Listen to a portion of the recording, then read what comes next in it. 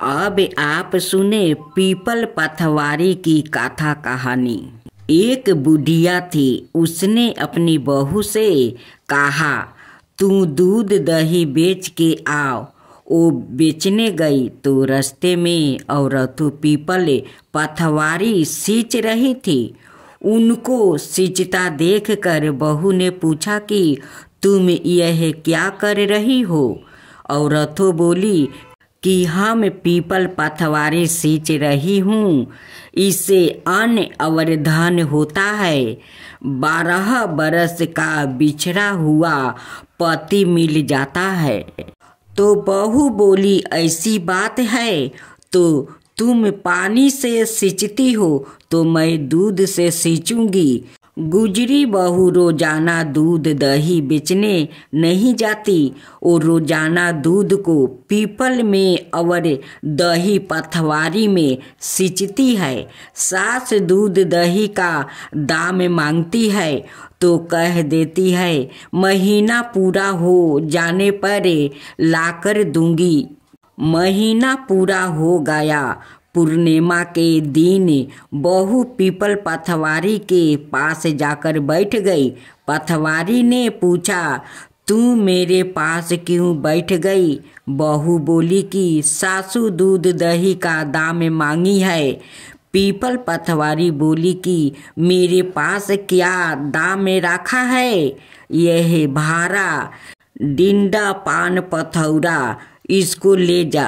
बहू ने वही ले जाकर कोठरी में रख दिया और डर के मारे कपड़ा ओढ़ कर सो गई। सासू बोली, पैसा ले आई? बहू बोली, कोठरी में रखा है।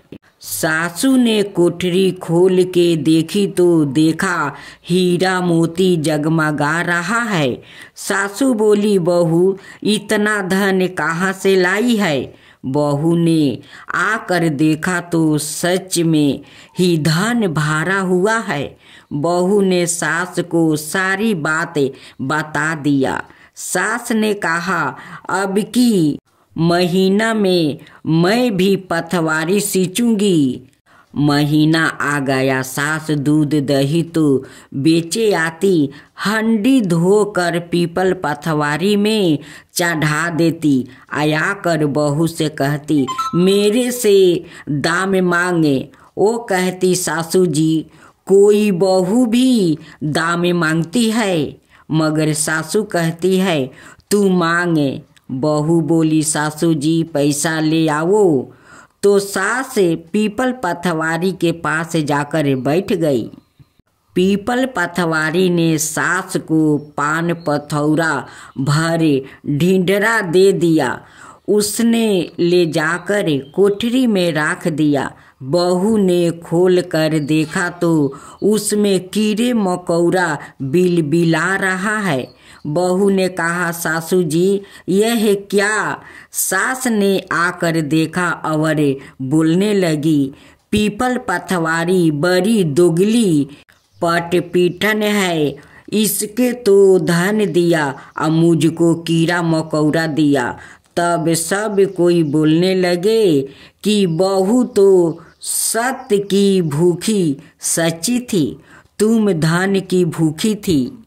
हे पथवारी माता, जैसा बहू को दिया वैसे ही सबको देना, जैसा सास को दिया वैसा किसी को ना देना।